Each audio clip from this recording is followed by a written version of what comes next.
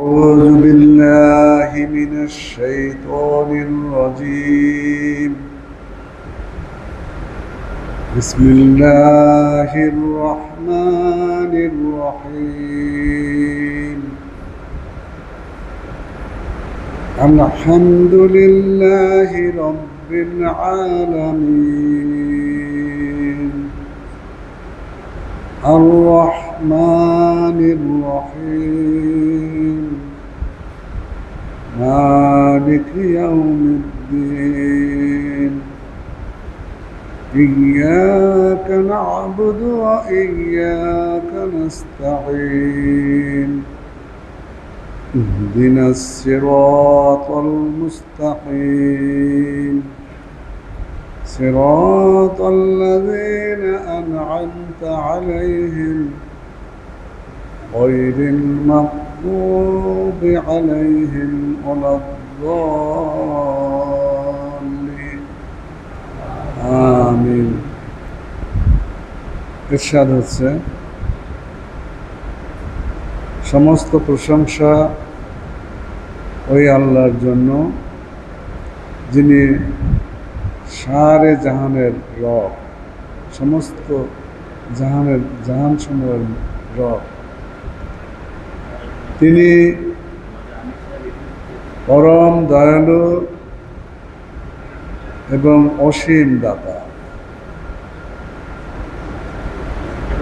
তিনি শেষ বিচারের দিনে মালিক। আমরা তোমারই বন্দেগী করি এবং তোমার কাছে সাহায্য চাই। আমাদেরকে সরল সঠিক পথ দেখাও, ওই সব লোকের পথ যারা নিয়ামত প্রাপ্ত হয়েছে, অর্থাৎ বেহেশত পেয়েছে। ওই সব লোকের পথ নয় যারা গজবপ্রাপ্ত অথবা গজবপ্রাপ্ত এবং অভিশপ্ত। আল্লাহ তাআলা আমাদেরকে এরূপ হওয়ার তৌফিক দান করুন, আমিন। আমি কোরআনে পাকের সর্বপ্রথম যে সূরাটা পরিপূর্ণ একটি সূরা আকারে নাজিল হয়েছিল আল্লাহ রাসূলের কাছে, সেই সূরাটি তেলাওয়াত করেছি। এই সূরাটি মূলত কোরআনের ভূমিকা বা মুখবন্ধ। এই সূরাটি এমন একটি সূরা বা এমন একটা কবিতা বা এমন একটা আবেদন, যে আবেদনটা পৃথিবীর মধ্যে যত আবেদন আছে, এই আবেদনটাই সবচেয়ে বেশিবার পঠিত আবেদন করা হয়। আমরা আমাদের জীবনের প্রতিদিন কমপক্ষে 30 বার এই আবেদনটা করি। সেখানে আমি আমার অবস্থান তুলে ধরি, আমার রবের গুণকীর্তন করি এবং তার কাছ থেকে আমি যা চাই তা এর মাধ্যমেই চাই। সর্বপ্রথমে, আর এই সূরাটার এতই মর্তবা, এতই গুরুত্ব, এটাকে যেমন মুখবন্ধ বলা হয়েছে, তদ্রূপ এটা শেফাও। এটা সূরাতুশ শেফা। কোরআনে পাকের এই সূরাটির নাম সবচেয়ে বেশি, অনেকবার, মানে 25-30টা নাম আছে এবং তা কোরআনেই বর্ণিত আছে এর নামের বৈশিষ্ট্যগুলো। তো আমরা এই সূরাতুশ শেফাই জানি যে আমরা যদি আমার সন্তানাদি অথবা কেউ অসুস্থ হয়, তাকে যদি এই সূরাটা দিয়ে পড়ার পর তাতে পানিতে দম করে খাওয়ানো হয়, আল্লাহ তাআলা তাকে মুক্ত করতে পারেন।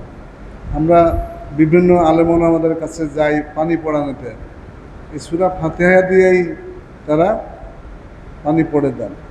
এটা একটা অত্যন্ত মূল্যবান একটি সূরা, মানে অত্যন্ত দামি একটি সূরা, যা আমরা মনোযোগের সাথে পড়লে আমি আমাকে আল্লাহ তাআলার কাছে উপস্থাপন করি সেইরূপভাবে, যেরূপ আমি যদি আমার আল্লাহর কাছে আমাকে উপস্থাপন করতে চাই, এর মাধ্যমে উপস্থাপন করতে পারি। এর মাধ্যমে আমি যা বলি আল্লাহ তাআলা তার উত্তরও দেন। এখানে প্রথম আয়াত, বিসমিল্লাহির রহমানির রহিম, আলহামদুলিল্লাহি রাব্বিল আলামিন। হামদ মানে প্রশংসা, হামদ মানে কৃতজ্ঞতা। হামদ আলহামদুলিল্লাহ, আল্লাহর জন্য। হামদ কার জন্য? আল্লাহর জন্য। আল্লাহ কেমন?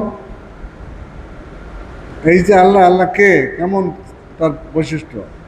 রব্বিল আলামিন, রব, তিনি হলেন প্রতিপালক। রব অর্থ যিনি সৃষ্টির পরিকল্পনা করেন, সৃষ্টি করেন নিজের ইচ্ছা মতো। তার সৃষ্টির আগে যা প্রয়োজন এবং পরে যা প্রয়োজন, তার যা যা প্রয়োজন সকল কিছু দেওয়ার ব্যবস্থা করে যিনি তৈরি করেন, তিনি হলেন রব। অর্থাৎ তিনি পরিকল্পনাকারী, সৃষ্টিকারী, তার অভাব পূরণকারী, তার বিধানদাতা। তার পরিচালনার জন্য, তার চলার জন্য যা প্রয়োজন সব কিছু যিনি দেন, তিনি হলেন রব। রব্বুল আলামিন, সমস্ত জাহানের রব বলতে আমারও রব। শুধু জাহানের রব নয়, তিনি আমাদের রব। আর রব্বুল আলামিন সমস্ত জগৎ সমূহের মালিক। জগৎ তো আমরা পৃথিবী দেখি, পৃথিবীর বাইরেও আমরা জগৎ দেখি, চন্দ্র, সূর্য, গ্রহ, নক্ষত্র, এছাড়া আরও অদেখা অনেক জগৎ আছে। সমস্ত জগতের মালিক তিনি, রব্বুল আলামিন। এরপরে তার পরিচয়ের পরে কি করে, তার পরিচয় আরও আছে, মালিক ইয়াউমিদ্দিন, তিনি শেষ বিচারের দিনের মালিক। মালিক মানে এখানে কেমন মালিক? শেষ বিচারটা কি? তিনি এমন বিচারক যার বিচারে কোনো জুলুম নাই, জুলুম হবে না, সঠিক বিচার, যেটার যেমন বিচার হওয়া দরকার তেমন বিচার হবে।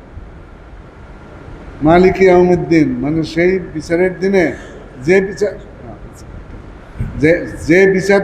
যেই বিচার দিনটা হবে, সেই দিনে কারো প্রতি জুলুম করা হবে না, এবং যা পাওনা দরকার তাই সে পাবে, বরং রহমও পাবে। আর রহমানির রহিম, তিনি পরম দয়ালু। আপনি বা আমি আল্লাহর কথা শুনি বা না শুনি, তার বন্দেগী করি বা না করি, আমার উপর তিনি তার রহমের দৃষ্টি কখনো ফিরাবেন না, সবসময়ের জন্য সবটুক রহম করবেন। আর রহিম, এবং আর রহিম হলো সেই যে দাতা, সেই মানে পরকালের যে দান, আমি যা পাওয়ার উপযোগী না এমন কিছু আমাকে দেবেন, আমি যা কল্পনা করতে পারি না এমন কিছুও তিনি দেবেন। এই আর রহিম, আর রহমান রহিম দুটোই সমার্থক, কিন্তু আর রহমান হলো অস্থায়ী, আর রহিম হলো পার্মানেন্ট। আর রহমান রহিম। এরপরে এই কথাটা বলছে কে? আমি বলছি। শুরু করে এতক্ষণ আল্লাহর রহম আল্লাহর কাছে পেশ করলাম, তুমি এরকম এরকম এরকম এরকম। এরপর বলতেছি ইয়াকা না'বুদু, হে আল্লাহ, নিশ্চয়ই আমি তোমার বন্দেগী করি, আমি আর কারো বন্দেগী করি না। অন্যরা অন্যের বন্দেগী করতে পারে, কিন্তু আমি তো একমাত্র তোমারই বন্দেগী করি। ইয়াকা না'বুদু, বন্দেগী মানে তার কথা অনুসারে চলা। তিনি যখন যে কাজ বলেছেন, যেমন নামাজ পড়তে বলছেন, নামাজ পড়েছ না, কিন্তু বেলা ওঠার সময় নামাজ পড়া হারাম, অর্থাৎ ওই সময় নামাজ না পড়া ইবাদত, আর অন্য সময় নামাজ পড়া ইবাদত। এরকমভাবে রোজা রাখা ফরজ, সুন্নাত বা নফল, কিন্তু ঈদের দিন রোজা রাখা হারাম। তাই ওই দিন রোজা রাখতে মানা করছে, নিষেধ করছে, ওই দিন রোজা রাখা হারাম। এই জন্য যে কাজ যখন যেভাবে করতে বলছে, সেই কাজ সেইভাবে তখন করার নাম হলো ইবাদত করা। আমরা তোমার বন্দেগী করি, অর্থাৎ আমি যা করি তুমি যা নিষেধ করছো তা আমি করি না, তুমি যা করতে বলছো তাই করি। এইটা হলো আল্লাহর বন্দেগী করা। ইয়াকা না'বুদু ও ইয়াকা নাস্তাঈন, এবং তোমারই সাহায্য চাই। ও ইয়াকা নাস্তাঈন, তোমার সাহায্য চাই, মানে কি তোমার সাহায্য ছাড়া আমি কিছুই করতে পারবো না। আমি যাই কিছু করি তা করার জন্য, তা পালন করার জন্য তোমার সাহায্য দরকার হবে। আমি যদি নিজে জোর করে বলি যে আমি এটা করবই, আল্লাহ তাআলা এক সূরার মধ্যে বলে দিলেন যে তুমি এই কথা বলো না যে আমি আগামী করলে এই কাজ করব, তুমি বরং বলো ইনশাআল্লাহ আগামীকাল এই কাজ করব। মানে আল্লাহ তাআলা যদি চান তাহলে আমি এই কাজ করব, মানে আল্লাহর উপর ভরসা রেখে বলা। এটাও আল্লাহর মানে আল্লাহ তাআলার হুকুম মেনে চলার আর একটা পন্থা। এরপর বলতেছি ইয়াকা না'বুদু ওয়া ইয়াকা নাস্তাঈন বলার পরে বলতেছি চাইতেছি। এখন কি চাইতেছি? এতক্ষণ তো বললাম তোর বন্ধু এই করি, তোমার সাহায্য চাই। কিসের সাহায্য চাই? ইহদিনাস সিরাতাল মুস্তাকিম। মানুষের চাওয়ার একটা মাত্র বস্তু হলো তুমি আমাকে সরল সঠিক পথ দেখাও। আমি যে কাজ করব, যখন যে কথা বলবো, যখন যে কাজ করব, এই কাজটা কোনভাবে করব, কোনভাবে তোমার সন্তুষ্টি পাবো, সেই পথে ইহদিনাস সিরাতাল মুস্তাকিম, আমাকে সরল সঠিক পথ দেখাও। সরল মানে সোজা, এক জায়গা থেকে আরেক জায়গায় যাওয়ার জন্য সবচেয়ে শর্টকাট পথ হলো সোজা পথ। সেই রকম একটা সৎ পথ, আমার সরল পথ দেখাই দাও। ইয়াকা ইহদিনাস সিরাতাল মুস্তাকিম, আমাকে সরল সঠিক পথ দেখাও। কোন পথ? সিরাতাল্লাযীনা আন'আমতা আলাইহিম, ওই লোকের পথ, ওই লোকদের পথ যারা যে পথে চলে তোমার কাছে পুরস্কার প্রাপ্ত হয়েছে। ওইসব লোকের পথ যারা তোমার হুকুম মতো চলে পুরস্কার প্রাপ্ত হয়েছে, তাদের পথ আমাদেরকে দেখাও। গায়রুল মাগদুব মানে ওইসব লোকের পথ না যারা গজবপ্রাপ্ত হয়েছে। যাই না বুঝা তোমার অসন্তুষ্ট যাতে হওয়া যায়, অসন্তুষ্টের কাজ যারা যাই না বুঝে করে তারা গজবপ্রাপ্ত হয়। আমি ওই রকম যেন ওই লোকদের পথে যেন আমি না চলি।